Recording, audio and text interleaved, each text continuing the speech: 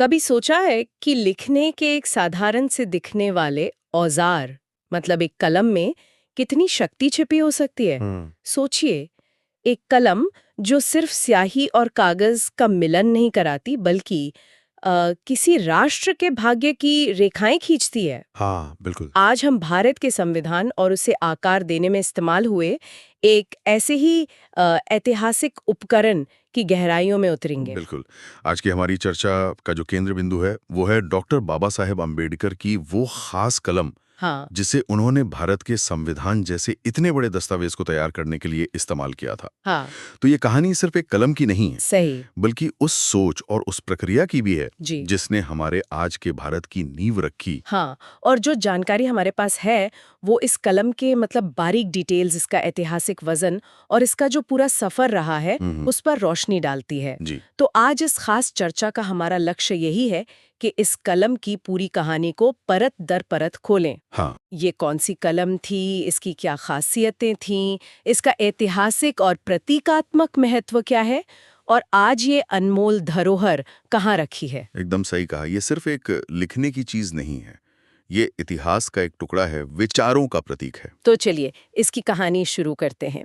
सुनने में आया है, मतलब स्रोतों के अनुसार, ये कलम पाकर कंपनी की एक फाउंटेन पेन थी। जी हाँ। लेकिन ये कोई ऐसी वैसी पाकर पेन नहीं थी, बल्कि उस दौर का एक बहुत ही प्रतिष्ठित मॉडल था, पार्कर 51। बिल्कुल। ये नाम सुनते ही उस जमाने के कई लोगों के कान खड़े हो जाते होंगे, है ना? हाँ, पाकर 51 उस समय सिर्फ एक पेन नहीं था, वो एक स्टेटस सिंबल भी था और अपनी बनावट और लिखने की क्षमता के लिए बहुत मशहूर था। अच्छा।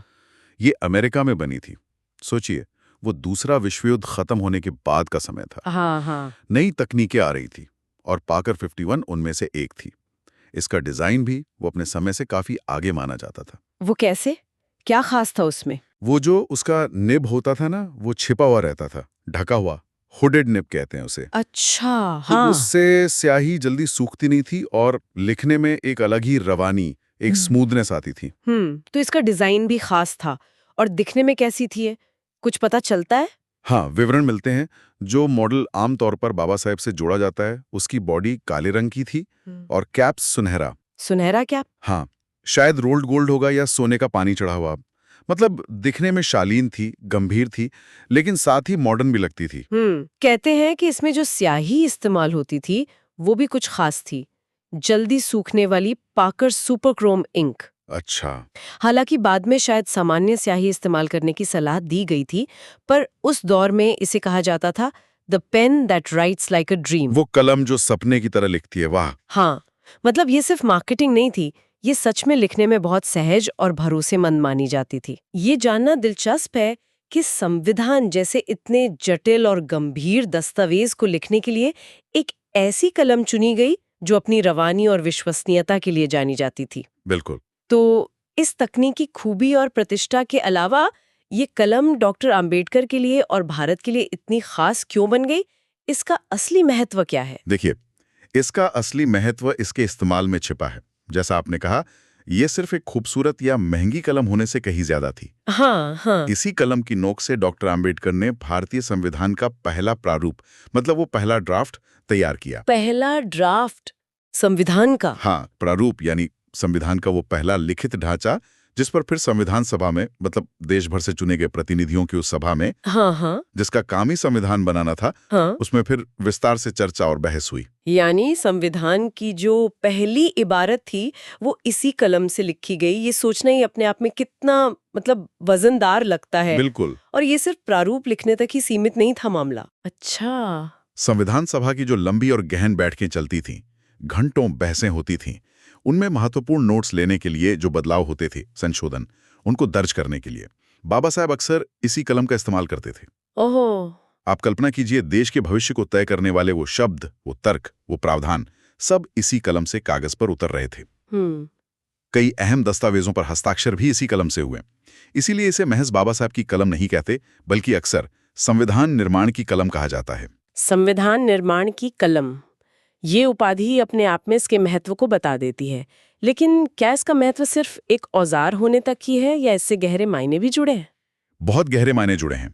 ये कलम भौतिक रूप से भारत के संविधान के जो मूल सिद्धांत है ना, हाँ, जैसे समानता, न्याय। हाँ, समानता, न्याय, बंधुत्व और स्वतंत्रता, इनकी रचना प्रक्रिया से ये सीधे जुड़ी है। सही। जब हम इस कलम को देखते हैं या इसके बारे में सोचते हैं तो हमें केवल स्याही और धातु नहीं दिखनी चाहिए, हमें उन विचारों की शक्ति दिखनी चाहिए जिन्होंने करोड़ों भारतीयों के अधिकारों और भविष्य को परिभाषित किया। बिल्कुल। ये उस कठिन, उस मेहनत भरी और बौद्धिक प्रक्रिया की एक तरह से मूक गवाह है। इसने उन बहसों को, उन असहमतियों को और फिर उन सहमतियों को दर्ज किया जिनसे हमारा संविधान बना। ये बात सोचने पर मजबूर करती है कि इतिहास में कभी-कभी साधारण सी चीजें कितनी असाधारण भूमिका निभा जाती हैं। हाँ, और यहीं पर बाबा साहेब का वो प्रसिद्ध कथन याद आता है, कलम ही असली शक्ति है, तलवार नहीं। बिल्कुल सही कथन। क्या ये कलम इस कथन का प्रतीक मानी जा सकती है? ये कैसे इस विचार को दर्शाती है? ये एक बेहद गहरा और प्रासंगिक कथन है और ये कलम वाकई इसका एक शक्तिशाली प्रतीक है। देखिए, तलवार या कोई भी हथियार शारीरिक बल का प्रतीक है। हाँ। वो शायद कुछ देर के लिए कुछ बदल दे, जबरदस्ती कुछ लागू करवा दे, लेकिन जो स्थायी और वास्तविक परिवर्तन समाज में आता है वो विचारों से आता है, शिक्षा से, कानून काम से। हाँ, शिक्षा से आता है, कानून से आता है। और इन सब का माध्यम क्या है? कलम। यानी विचारों को मूर्त रूप देने और फैलाने का जरिया। बिल्कुल। ये कलम विचारों की शक्ति, तर्क की ताकत और अहिंसक परिवर्तन की संभावना का प्रतिनिधित्व करती है। डॉक्टर आम्बेडकर का पूरा जीवन और उनका दर्शन इसी बात पर तो केंद्रित था कि सामाजिक न्याय और राजनीतिक अधिकार हथियारों के जोर पर नहीं, हाँ, बल्कि संवैधानिक और लोकतांत्रिक तरीकों से हासिल किए जा सकते हैं। और संविधान का निर्माण तो खुद इसका सबसे बड़ा प्रमाण है। सबसे बड़ा प्रमाण कि कैसे कलम की ताकत ने बिना खून बहाए एक पूरे राष्ट्र की नियति को आकार दिया, उसे एक नई दिशा दी। तो ये कलम सिर्फ संविधान लिखने का उपकरण नहीं थी, बल्कि बाबा साहब के दर्शन और उनके संघर्ष के तरीके का भी एक मूर्त रूप थी। हाँ, निश्चित रूप से। ये जानना इस कलम के प्रति सम्मान और भी बढ़ा देता है। हाँ, ये उस बौद्धिक और नैतिक बल का प्रतीक है जिसने शारीरिक बल पर विजय पाई। ये कलम हमें याद दिलाती है कि सोचे समझे शब्द, तर्कपूर्ण बहस और लिखित कानून में समाज को जड़ से बदलने की क्षमता होती है।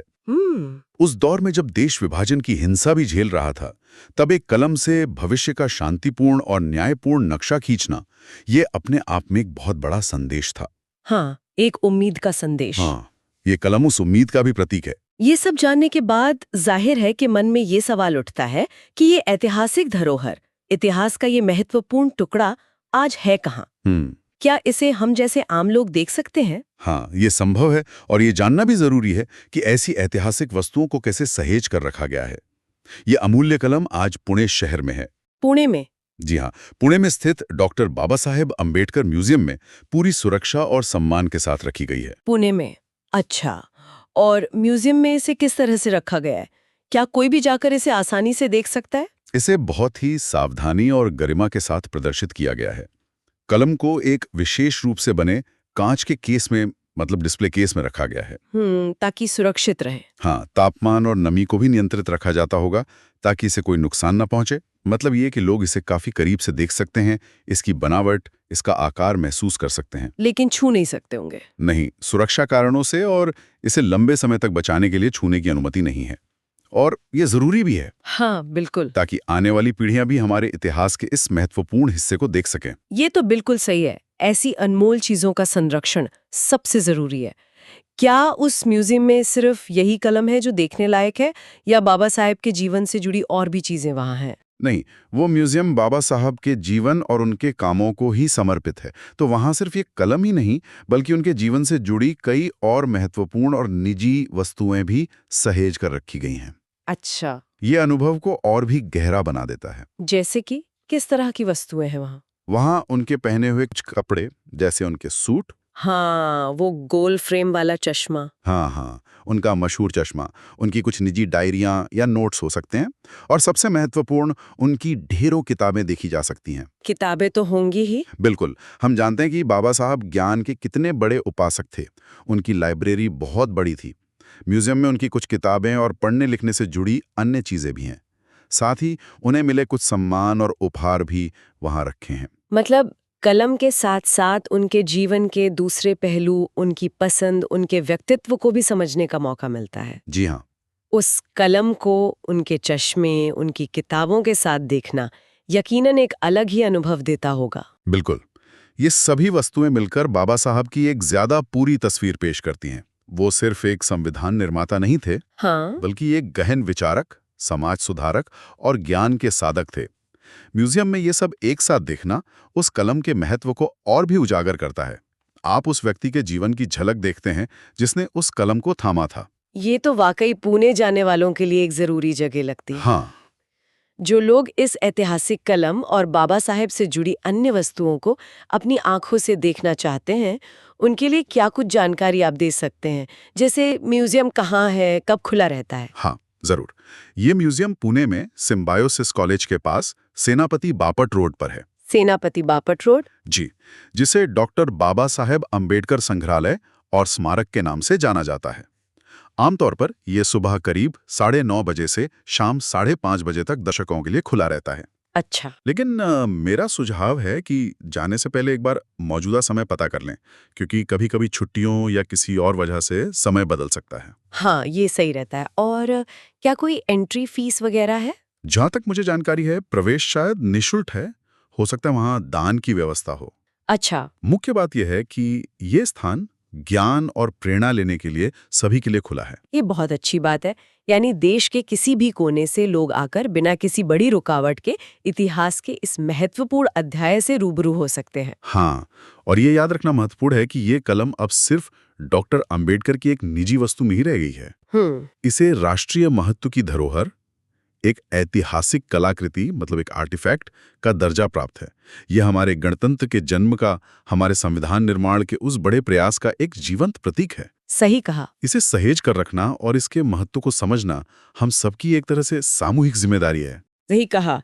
एक कलम जिसने करोड़ों लोगों के भविष्य की इबारत लिखी, उसका महत्व तो राष्ट्रीय ही नहीं बल्कि वैश्विक स्तर पर भी समझा जाना चाहिए। ये लोकतंत्र और मानवाधिकारों के लेखन का भी प्रतीक है एक तरह से। निश्चित रूप से।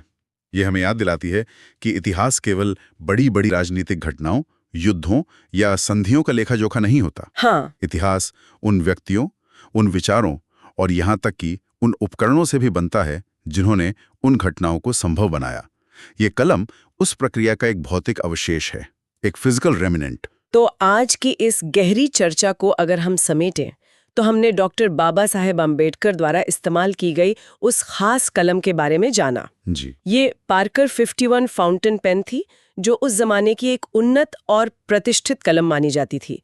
अपनी खास बनावट और लिखने की रवानी के लिए मशहूर थी। हमने विस्तार से समझा कि कैसे इस कलम का इस्तेमाल भारत के संविधान का प्रारूप तैयार करने, संविधान सभा की बैठकों में नोट्स लेने और महत्वपूर्ण दस्तावेजों पर हस्ताक्षर करने में हुआ। हाँ। जिसके कारण इसे संविधान निर्माण की कलम कहा जाता है।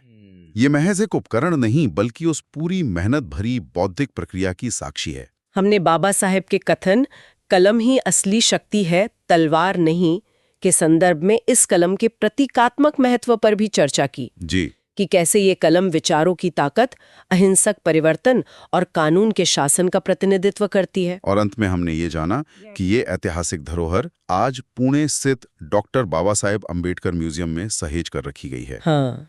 जहां इसे बाबा साहेब से जुड़ी अन्य वस्तुओं के साथ देखा जा सकता है।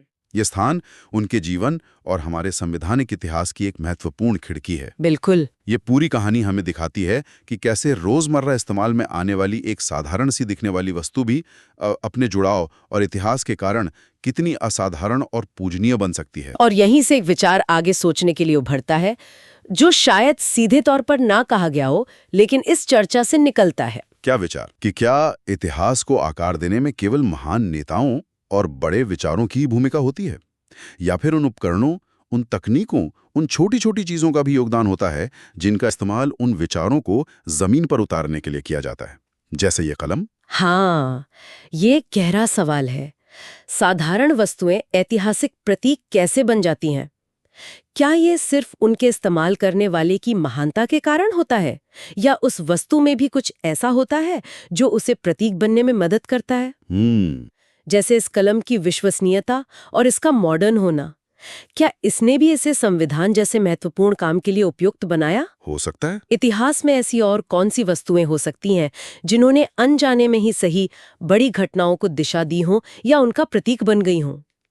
ये सवाल हमें इतिहास को सिर्फ घटनाओं के नजरिए से नहीं बल्कि साधनों और प्रतीकों के नजरिए से भी देखने के लिए प्रेरित करता है। बिल्कुल, सोचने वाली बात है।